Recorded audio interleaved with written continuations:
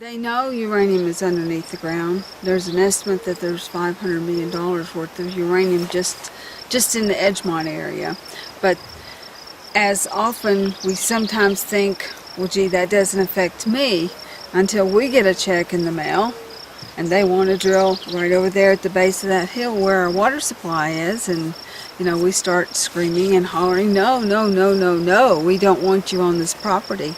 And then we learned that when the Black Hills was taken from the Native Americans, that the Bureau of Land Management, the federal government, retained the mineral rights, and we as private landowners have no right to say yes or no. It's not going to be up to us to say yes or no. We have to go to the nuclear regulatory committees and show our support against it. We don't have a vote. They don't ask us.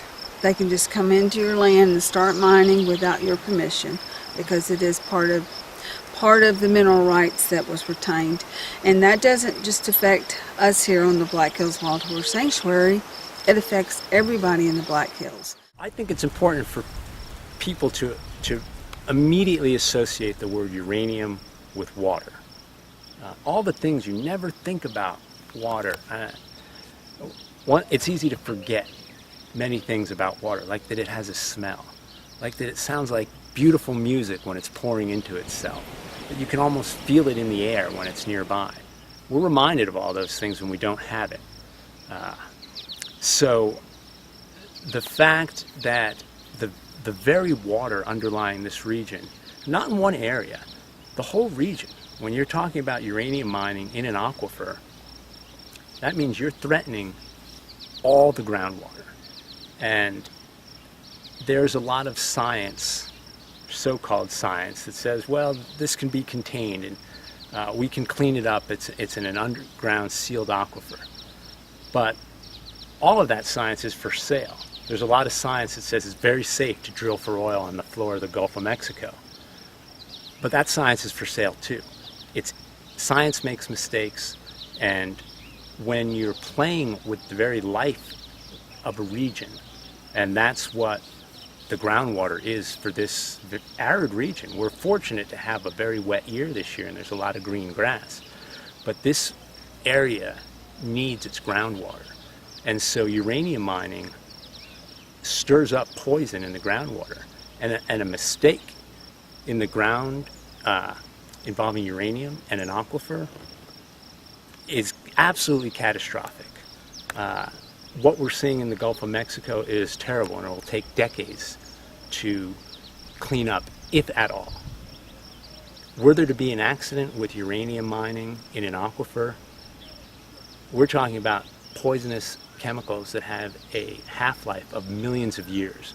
This region would be gone from human habitation, period.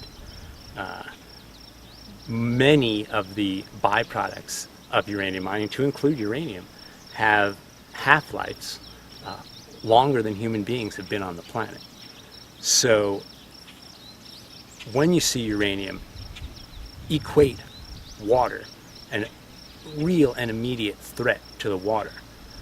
So whatever potential value may come from uranium mining, whether it's the thought of jobs, or the thought of stock market increase, or the thought of cheap electricity, none of that is worth the risk to the very source of life in this part of the world. Because once that water's gone, there's no way you can clean those aquifers. It's a Canadian company interested now. The money will go to Canada, the uranium will go to China and India, and maybe it'll come back to us before we know it. So people, please don't be apathetic about what's happening, because it's very serious. You cannot inject water down through the aquifer into the uranium deposits and pump it back out again, pump the residue back in the aquifer, and not pollute everybody's well. And you can't avoid polluting the Cheyenne River, and a lot of us live along that Cheyenne, and we better be worried about what's going to happen to our cattle and where our kids can go skinny dipping, because it's going to affect an awful lot of people, not only here, but all through the Black Hills and all across the plains, because nobody knows just exactly where those aqueducts go. The Black Hills are fractured by geologic occasions where one aquifer sometimes flows into another. You don't have to have control over what's down below. So take this seriously and get together with your neighbors and help any way we can to help keep this wonderful resource in the Black Hills safe. We don't want to become the leukemia capital of the world. 85% of us that have cancer are exposed to the uranium from the bombing area and in the waters. Our lives are precious, and we need to live it the fullest, because we have two paths to walk. One is humanity and one is the sacred life. We are here for a reason, for a sacred purpose. I think what threatens the Wild Horse Sanctuary most right now is the increased threat of uranium mining and the perceived value of uranium. Much of this land has uranium underlying it, and that it's seen as a material resource rather than something that should be left in the ground. The consumptive need of energy, and more important, profit, because most of the uranium mining proposed in the Black Hills region right now is all profit driven. This uranium isn't going to potentially fuel US-based nuclear reactors. It's being mined by a Canadian or French company to be sold on the international market, largely in China or in India, to produce new reactors. So we're not talking about some kind of strategic natural resource. We're talking about profit.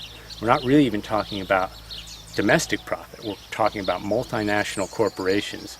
The way these companies are viewing the uranium here is no different than a multinational might look at a resource and say Tanzania or another part of the world. It's just a resource. The people here are just on top of the resource. It's all about profit. But that's a very real and credible threat to this entire region.